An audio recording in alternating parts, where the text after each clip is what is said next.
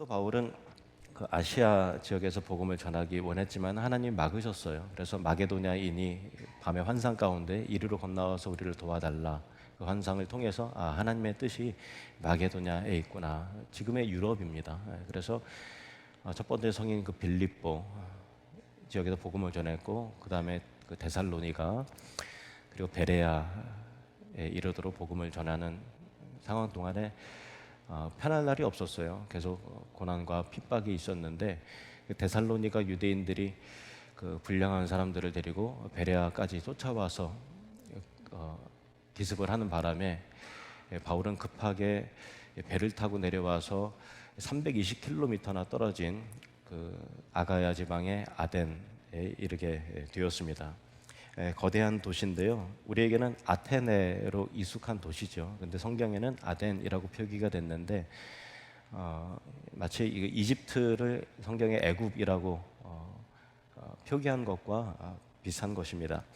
아덴은 역사적으로 로마와 알렉산드리아와 더불어서 이 고대 서방 세계에서 가장 널리 알려진 그 3대 도시 가운데 하나인데, 헬레니즘의 산실이고 또 철학과 또 예술과 문화의 요람이라고 할 수 있는 큰 도시인데요.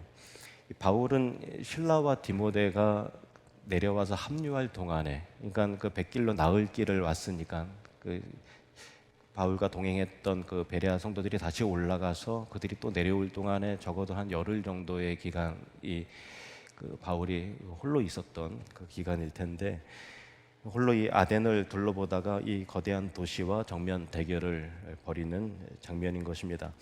당시 사람들은 아덴 시민이라는 것을 최고의 긍지로 여겼어요. 어디 사십니까?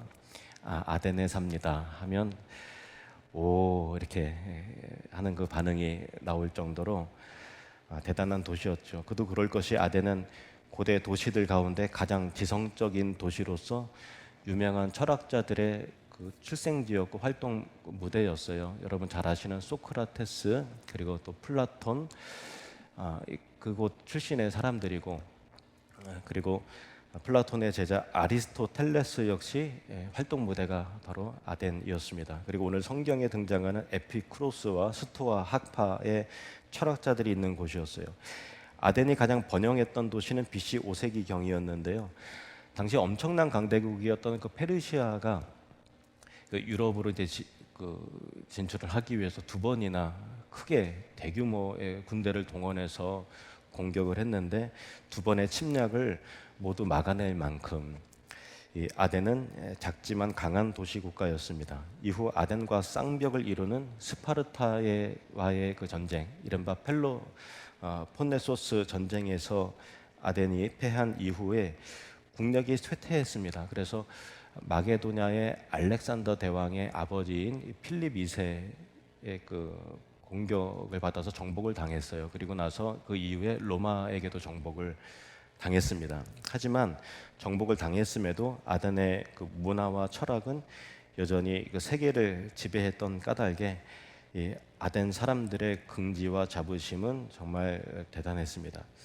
이 아덴의 또 하나의 특징은 도시 전체가 하얀 대리석에, 이 대리석으로 지금 어마어마한 신전이 빼곡했는데요. 지금도 아테네에 가보면 하얀 대리석 건물과 신전의 유적들이 굉장히 많이 있습니다.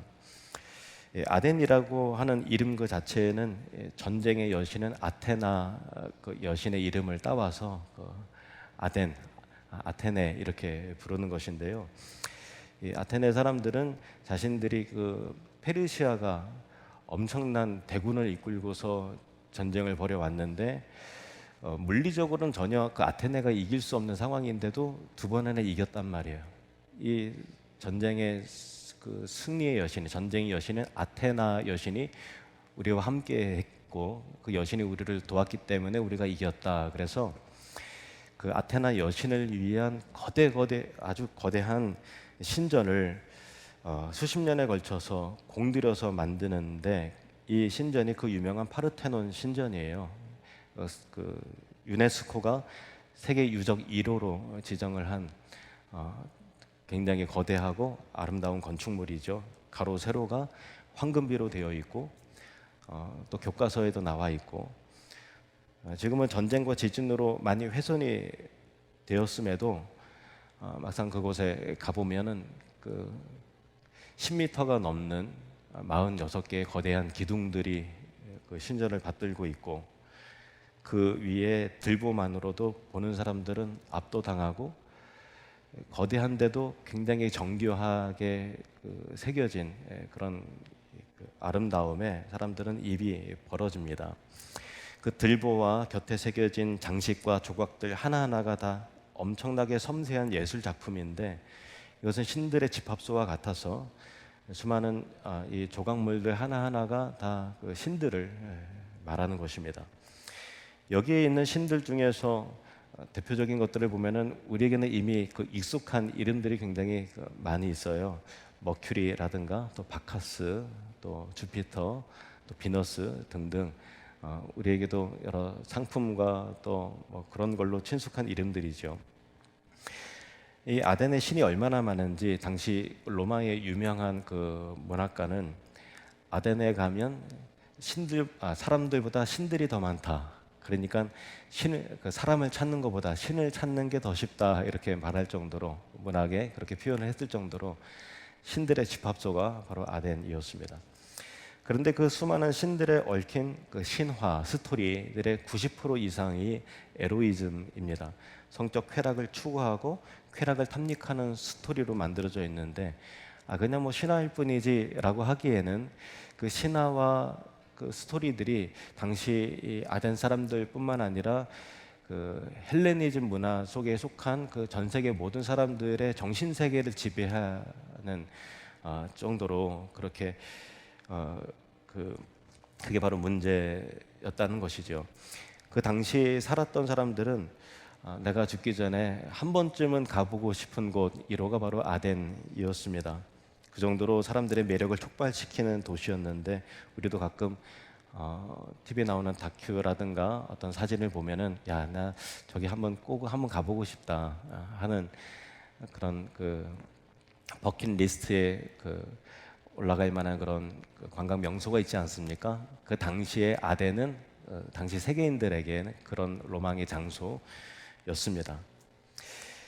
이렇게 매력적인 도시였는데 하지만 오늘 한 성도의 눈에는 이 거대한 문명의 총화와 같은 곳이 어떻게 비춰졌는가라는 것을 보아야 합니다. 16절 말씀 함께 있습니다. 바울이 아덴에서 그들을 기다리다가 그 성에 우상이 가득한 것을 보고 마음에 격분하여 그 성에 뭐가 가득했다고요? 우상이 가득한 것을 보고서 마음에 격분이 일어났다라는 거예요. 이것이 바울의 시각이었습니다. 굉장히 중요한 시각이에요.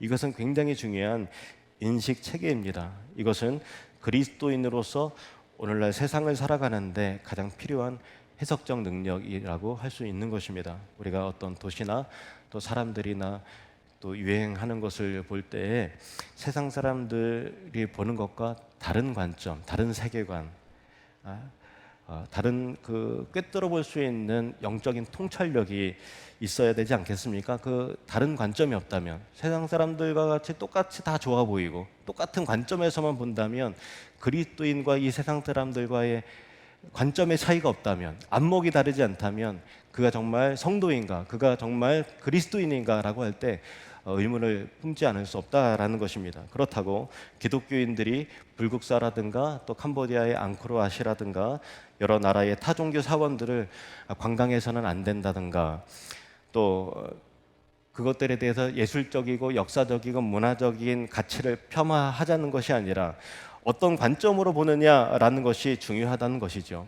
바울은 우상들을 보고서 격분했다고 했는데 그 격분한 바울이 망치를 들고 가서 우상들을 쳐 부수거나 아니면 페인트를 가지고 가서 이게 뭐 X 표시를 하거나 하지 않았다라는 거예요. 왜냐하면 눈에 보이는 우상을 부순다고 우상이 사라지는 것이 아니었기 때문에 라는 것입니다. 우상은 결국 타락한 사람의 마음, 부패한 종교 심으로부터 나오는 것이기 때문입니다. 그래서 바울은 아덴에서도 그 우상들을 보고서 격분한 그 바울은 회당을 찾아가서 유대인들과 또 유대교에 입교한 사람들에게 또 아고라라고 불리우는 장터에서 날마다 사람들을 만나서 복음을 전하며 예수를 전하고 부활을 증거하기 시작했습니다.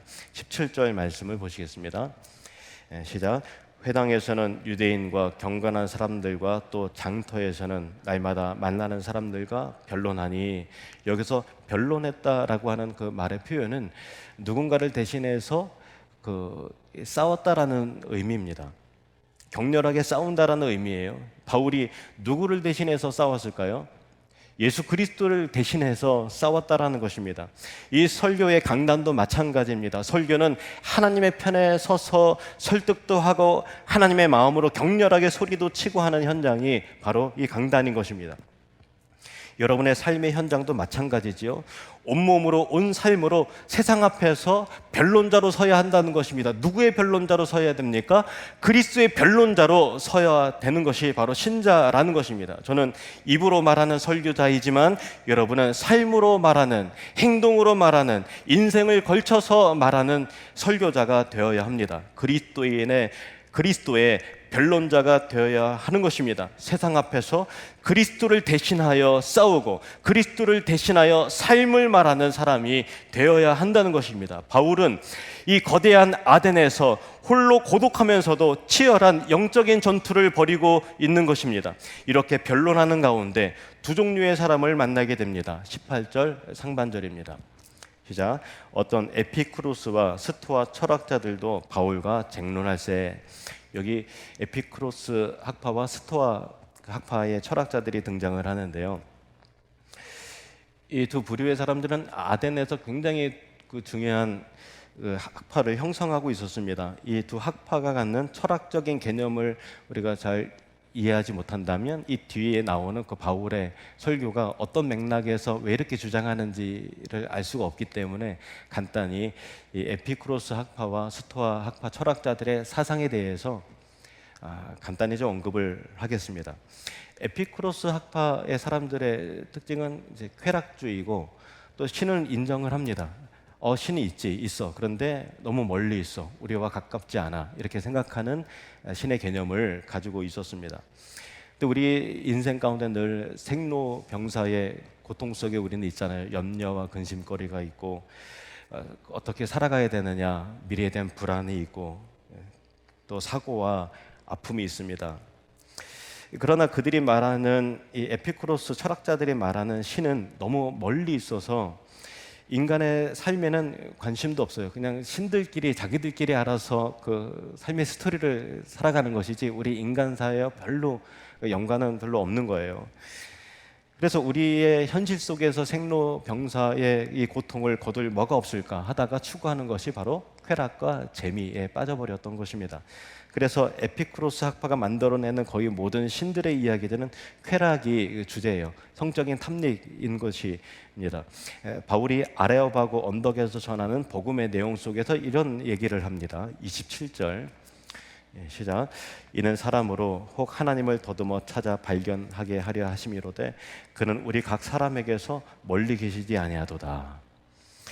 너희들이 추구하고 경배하는 신은 너희들은 멀리 있다고, 신은 멀리 있다고 그렇게 말하지만은 내가 너희에게 전하는 이 신은 그런 신이 아니라는 것입니다. 우리가 믿는 하나님은 우리 인생 속에 개입하시고 그 아들이 우리 인생 가운데 찾아와서 우리와 함께 하시고 우리를 위해서 대신 십자가에 죽으시고 우리와 함께 하시는, 우리 안에 살아계시는 그 하나님이시라는 것을 말하는 것입니다. 이 발언은 에피쿠로스 철학자들을 겨냥한 말이었습니다. 에피쿠로스 철학은 쾌락주의, 재미주의로 빠졌는데 그 사상이 세계인의 정신세계를 지배했던 것입니다. 또 하나의 학파를 소개합니다. 스토아 학파인 것입니다. 스토아 학파 사람들은 에피쿠로스 학파의 사람들과 철저하게 반대편에 서 있었던 사람들이에요. 에피쿠로스 학파 사람들이 쾌락주의였다면 그 반대가 뭡니까? 스토아 학파 사람들은 어떤 걸 주장했을 것 같습니까? 금욕주의였습니다. 금욕주의. 이들도 신의 존재는 인정을 합니다. 근데 실제 존재하는 신이 아니라 이데아, 즉 상상의 개념 속에 있는 신을 인정을 하는 거예요. 그래서 그렇게 신을 인정을 하는데, 그러다 보니까 모든 게 다 신인 거예요. 이것도 신이고 이것도 신이고, 또 어떤 만물과 세계 속에 어떤 정령이 깃들어서 그걸 다 신으로 표현을 할 수 있는 것이죠. 스토아 학파 사람들의 논리는 그 만물의 신이 있는 거예요. 그래서 우리가 신을 어차피 다 너무 많아서 알 수도 없고, 심지어는 이름도 알 수 없는, 알지 못하는 신이라는 신도 있었다라는 거예요. 본문에 바울이 밝히는 내용 가운데 있습니다. 22절, 23절. 바울이 아레오바고 가운데 서서 말하되, 아덴 사람들아, 너희를 보니 범사에 종교심이 많도다. 다 신이라 그러니까 종교심이 많은 거죠. 내가 두루 다니며 너희가 위하는 것들을 보다가 알지 못하는 신에게라고 새긴 단도 보았으니, 그런즉 너희가 알지 못하고 위하는 그것을 내가 너에게 알게 하리라 하면서 설교를 시작을 합니다. 이 스토아파 사람들의 그 철학적인 그 논리와 또 신의 개념 속에서 파생된 것이 바로 범신론이라고 하는 것인데, 범신론에서는 모든 게 다 신이에요. 옛날 우리나라 사람들도, 우리나라의 조상들도 범신론적인 그 세계관이 있습니다. 그래서 조상들도 다 신이고, 우리 조상이 죽으면 다 신인 거잖아요. 조상신을 섬기고, 또 처녀에서 죽은 사람은 처녀 귀신이고, 또 장가 못 간 총각이 죽으면은 또 몽달 귀신이고, 빗자루 귀신도 있고, 달걀 귀신도 있고, 소나무 신도 있고, 산신령도 있고, 별별 신들이 다 있는 거죠. 스토아 학파, 여기에서 또 하나의 아류가 파생돼서 나오는데, 그걸 영지주의라고 하는데, 그 초대교회 당시에 복음이 이제 증거될 때에 사람들의 믿음을 방해하고, 예수님의 복음을 가장 그 사람들로 하여금 헷갈리게 만들고 순수한 복음을 받아들이지 못하도록 방해했던 것이 바로 영지주의 이단입니다. 영지주의는 그 물질과 그 몸을 열등한 것으로 보는 거예요. 그리고 쾌락을 극도로 배제를 합니다. 그래서 에피쿠로스 사람들은 쾌락주의와 재미주의였다면, 여기는 이제 금욕주의 라는 거예요. 금욕주의 축구하는 거예요. 영지주의 철학에 빠진 사람이라면 예수님을 온전히 믿을 수 없죠. 왜냐하면 그들의 사고와 철학의 관점에서는 이 물질과 몸이라고 하는 것을 열등한 것이기 때문에, 하나님이 육신을 입고서 이 땅 가운데 왔다라는 것 자체가 논리가 성립이 안 되는 거예요. 예수님의 부활, 몸의 부활, 있을 수 없는 거예요. 신이 어떻게 육신을 입을 수 있느냐라는 것이죠. 왜? 육체, 물질은 열등한 것이기 때문인 것입니다. 그들 생각에. 요한 2서 1장 7절에 보면은 그 영지주의 이단에 관해서 이렇게 말합니다. 미혹하는 자가 세상에 많이 나왔나니 이는 예수 그리스도께서 육체로 오심을 부인하는 자라. 이런 자가 미혹하는 자요 적그리스도니. 영지주의 이단에 대한 반박에 대한 구절인데, 영지주의는 어디에서 나왔다고? 스토아파에서 나온 거예요. 서로 연관성이 있는 겁니다. 기독교인들 중에서 신앙을 굉장히 좀 고행주의와 금욕주의로 이렇게 이해하는 그 사람들도 좀 있어요.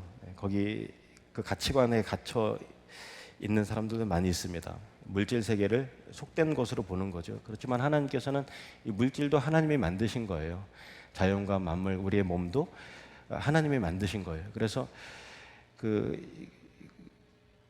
어떤 육신이 열등한 것으로 무의식결에 생각하는 사람은요, 천국을 그냥 영적인 개념으로만 생각을 해요. 몸이 부활한다라는 것이 받아들여지지 않는 거예요.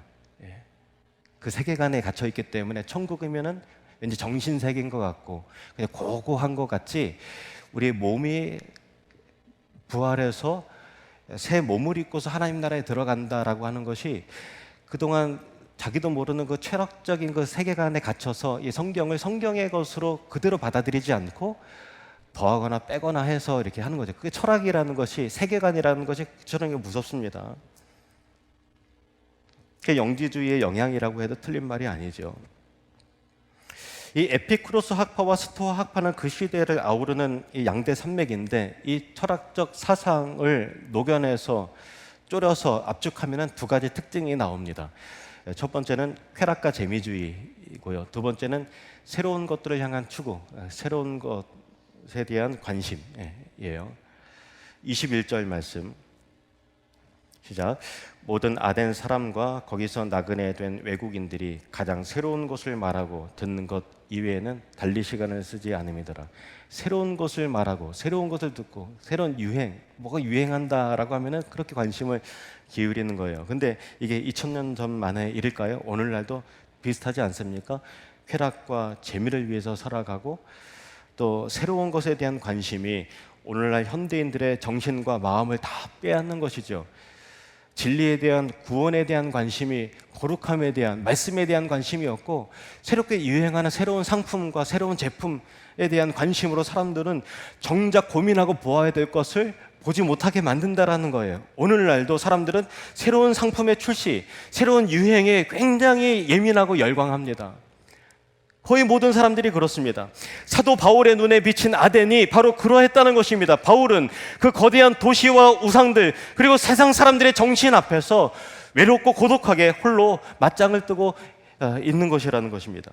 16절 말씀을 다시 보시면 16절 시작. 바울이 아덴에서 그들을 기다리다가 그 성에 우상이 가득한 것을 보고 마음에 격분하여, 여기에 격분했다라고 하는 단어는 파록시노라고 하는 그 헬라어 단어인데요.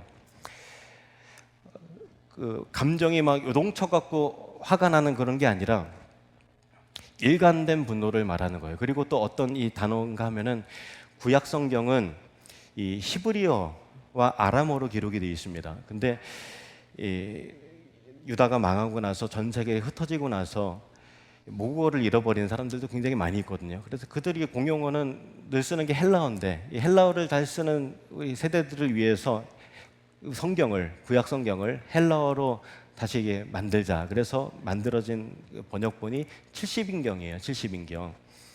이 70인경의 성경을 보면은 이 파록시노라고 하는 단어가 어떤 때 쓰이는가 하면은 하나님의 의로운 분노를 말할 때 파록시노라는 단어 썼어요.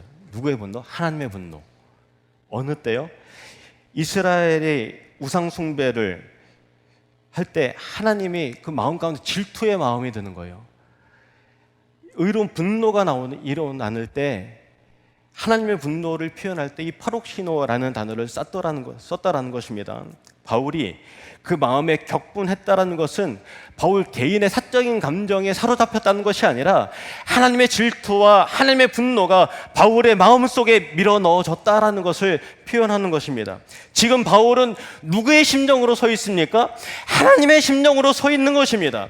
하나님의 마음으로, 하나님의 질투로 우상이 가득한 도시를 바라보고 있는 것입니다. 천지 만물을 지으신 하나님께서 우리 인생들을 창조하셨건만 그 피조물들이 마땅히 하나님께로 돌아가야 될 영광을 그가 조각하고 만든 신들 앞에 그를 제사하고 제물을 드리고 열심을 품고 예배하고 경배하는 것을 보면서 이 하나님의 의로운 분노가 질투의 마음이 바울의 마음속에 밀어넣어진 것입니다. 그래서 바울이 홀로 아덴이라고 하는 이 거대한 도시의 사람들과 영적인 대결을 벌이고 있다라는 것이죠. 우리가 하나님을 믿는다라는 것이 과연 무엇일까 생각을 해볼 때 제가 이 본문을 보면서 우리도 어쩌면 이 아덴의 사람들이, 아니 그 당시에 2000년 전 전 세계의 사람들이 이 철학과 쾌락주의와 재미주의와 또 뭐 새로운 거 없나라고 하는 그 유행에 민감한 그 모든 것 가운데서 어떻게 하면 행복할 수 있을까? 어떻게 하면 돈 많이 벌 수 있을까? 어떻게 하면 성공할 수 있을까? 어떻게 하면 재미있게 살 수 없을까라고 골몰했던 그 시대 속에서 그 시대 정신 앞에 진리에 대한 영적인 탐구 없이, 고민 없이 그렇게 정신없이 살아가는 사람들과 같이 우리도 마찬가지로 다원주의 시대 속에서 쾌락을 쫓아, 재미를 쫓아, 뭐 새로운 것 없나라고 하는 유행을 쫓아 살아가는 그런 삶 속에서 문제의식 없이, 고민 없이 시대 사상의 조류 앞에 그대로 휩쓸려 가고 있는 것 아닐까라는 생각을 해보게 되었습니다. 다시 우리가 하나님을 믿는다는 것이 무엇인가 하면 오늘날 이 시대, 이 세상을 살아가는 사람들과 다른 관점에서 사랑을 바라볼 수 있는 영적인 안목과 통찰력이 있어야 한다라는 것입니다. 우리의 말과 우리의 삶으로 그리스도를 대신해서 세상 앞에 변론자가 되어야 한다라는 것입니다. 하나님의 마음을 품고 살아가는 자들인 것입니다. 때로는 세상의 정신과 우상 앞에 하나님의 질투의 마음과 이 파록신호, 의로운 분노가 일어나기도 하고, 그러면서도 그들을 구원하고자 하는 하나님의 긍휼의 마음과 안타까운 마음을 품고 살아가는 자들이 바로 그리스도인인데, 이 거대한 아덴이라고 하는 도시 앞에 하나님의 마음을 품고 외롭게 서 있는 바울의 모습을 보면서 우리가 회복해야 되는 그 자세가, 회복해야 되는 정신이 바로 이것이구나라는 것을 깨닫게 됩니다. 사랑하는 성도 여러분, 문제의식을 가지고 이 세상을 바라볼 때 세상 사람들과 같이 똑같이 바라본다면 그는 그리스도인이 아닐 것입니다. 그러나 세상 사람들과 다르게 보일 수 있는 이 해석적 능력을 갖고 영적인 통찰력을 갖고 하나님의 마음을 품고 살아가는 저와 여러분이 되시기를 주님의 이름으로 축복합니다.